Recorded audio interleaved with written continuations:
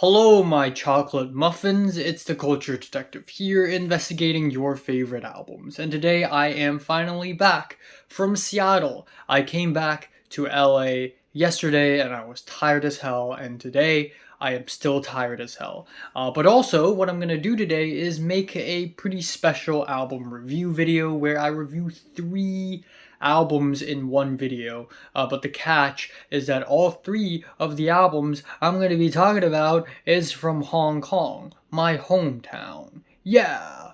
So, as you may or may not know, I actually have another YouTube channel where I review music, movies, and vlog in Cantonese. And I tend to review Hong Kong music and movies first in that channel exclusively to Cantonese speakers and listeners before I do a review here. So if you're curious about those videos, even if you don't speak the language, or maybe you do, link in the description. So for now, I'm going to talk about three Hong Kong albums that I thought are meh, not really worth a full-length video, but I still want to talk about them for a little bit. First off, it's the electronic music album JVSY, Dark Matters.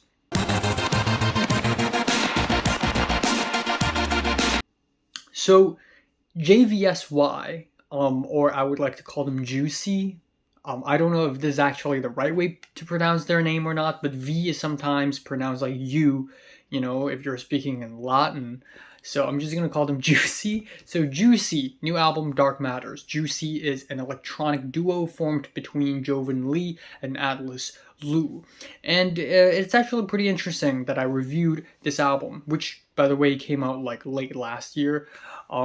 There isn't a lot of good electronic music in Hong Kong. In fact, I think there's barely any electronic musical artists in Hong Kong. Everyone is either like a pop singer or a rapper, or it's like a basic pop rock band. There isn't a lot of electronic music in Hong Kong, period. So I was actually really curious going into the album. I want to know what Hong Kong electronic music would sound like.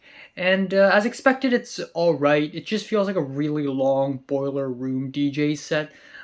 They perform everything in the realm of electronic music, from techno to club to industrial to glitch, maybe a little bit of drum and bass even.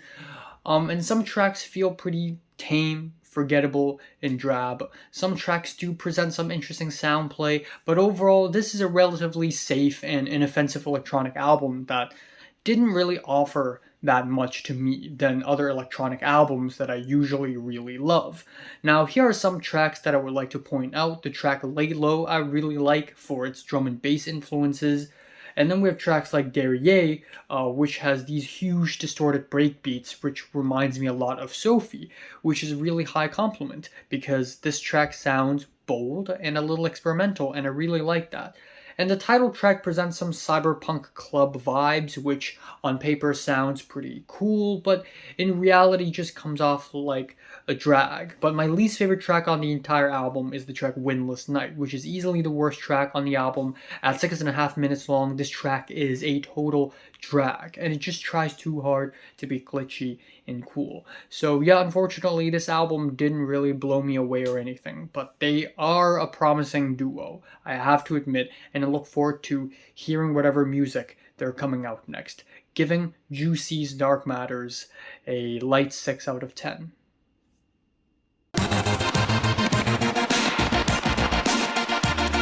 Next album I'm going to be talking about is the new RubberBand album, Juntos. So earlier, I think January this year, or I think late December last year, they released a new album, Juntos. And I've been meaning to check them out for a long time, but I've been procrastinating.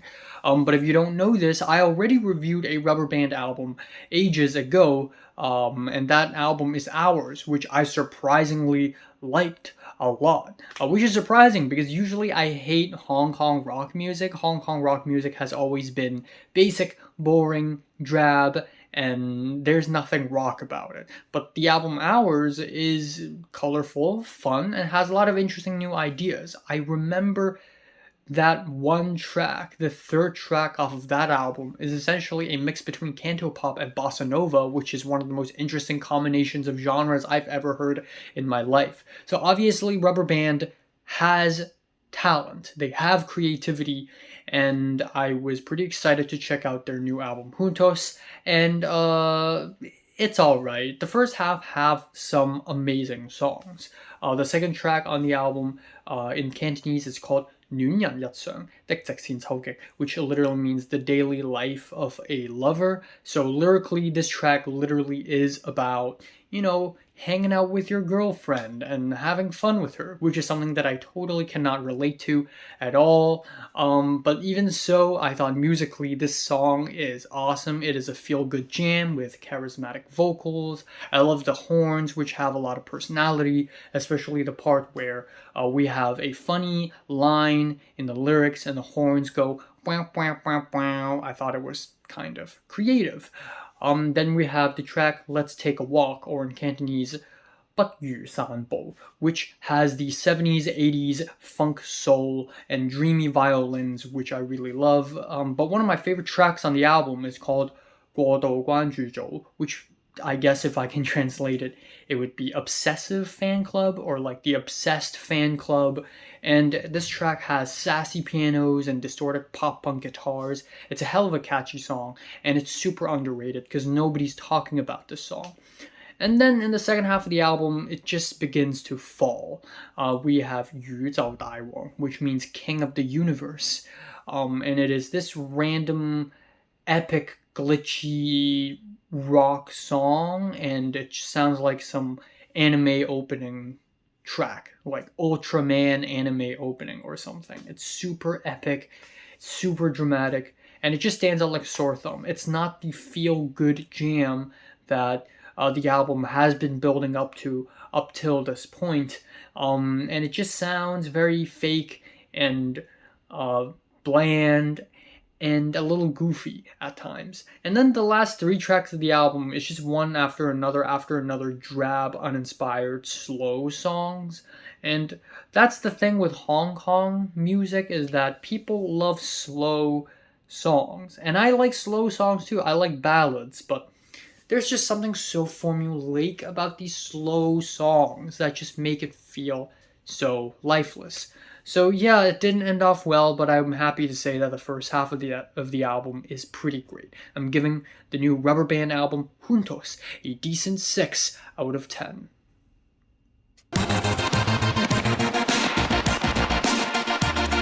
The third and final album I'm going to be reviewing is the new MC Cheung album, or in Cantonese his name is Cheung Fu. His new album is Treble. Oh my god, look at this album cover. So edgy. He's so cool. He's so scary. I'm scared. Ah! So yeah, this dude over here is one of the most popular, successful, and most talked about musical artists in the last decade. And this is his new album, Treble. And I hate this kind of music. I feel like maybe it's me, maybe it's my fault, maybe I'm sick in the head, maybe I'm crazy, I don't know, but I feel like ever since Eason Chan and Hins Cheung made canto pop music in the early 2000s, Hong Kong's music industry never evolved. For over 2 decades, Hong Kong's music industry never evolved in terms of mainstream pop music anyways, because every single song they make, or 95% of the songs these mainstream artists make, are the same. They're all the fucking same. They're all extremely drab, boring, and formulaic love songs that starts off with touchy-feely pianos and occasionally some slow, beautiful strings. And structurally, they're all the same. And it's appalling. How do you manage to write the same song again and again and again? It's uninspired, it's boring, it's safe, it's inoffensive, and it's everything I don't like about mainstream Hong Kong music. But what's worse is that people actually like this shit, and it makes me feel like it's my problem. I feel like I'm the one with broken ears. Like I'm supposed to enjoy this kind of music, but I just don't. And it's just so trite and cliche, and like this is exactly the type of music that I can like write in 3 seconds. Like okay.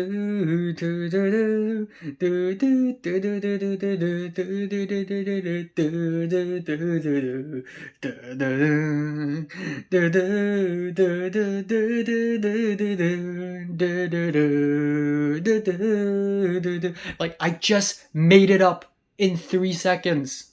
I just made it up. That whole melody, I just made it up. Like it's that easy to write a song like this.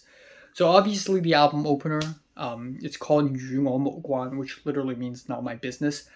I kind of dislike the song. Very much so. The chorus is so mopey and cheesy. The whole thing feels like a factory product. It doesn't feel like it's actually written by a person. It's just a very basic cantopop song with a trap beat slapped on top, and then we can call it a day.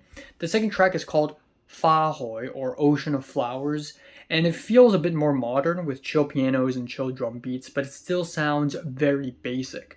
The lyrics are not that great either. A lot of people defend music like this and say, oh, well, even if the music's bad, at least the lyrics are great.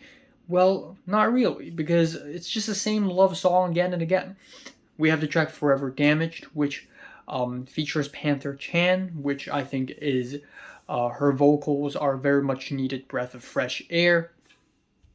The track Cao, or Breathe, is another boring, drab, uninspired, slow love song, and it just sounds like one of those emotional epic climaxes in a K-drama where the guy and the girl finally reunites and they hug and they cry and like flower petals sort of fall down in the back or something. And then we have a couple of tracks that I actually thought are not bad, but somehow these two tracks are like the two of the least popular tracks on the album. Of course, good music is like ignored or something. First one is 救命稻草, which means life-saving scarecrow, I guess. It's the only song that I kind of like. We have some dramatic cold-blooded pianos, strings that go up and down, and lyrically, it's actually pretty interesting because MC Cheung compares love with life and death, with violent lyrics about bleeding and pain and suffering, and I just really like that shit. And then the track following that is 第二人格, or second personality, and it's a track about a girl who has two personalities. She's a two-face, like Harvey Dent. It's about how she's really nice in one breath, and then suddenly she's really toxic, and and it's a very evil song. It's got moody keyboards, 90s drums. It reminds me a lot of like Death Note OP or something like that. And I really like the final line, which means destroy this monster. It's unnecessarily epic for an MC Cheung track. And you know what? I like it because at least it's something that I can remember. And then of course he has to ruin everything with the last track, Butterfly, where for some reason, even though most of the album is just, singer-songwriter, canto pop, but it suddenly ends with this lame trap rap song out of nowhere, and it's bad. There's no rhyme or reason for this song to be on this album at all. Like, even if you put it on this album, at least put it in the middle. Why do you have to end off with a song like this?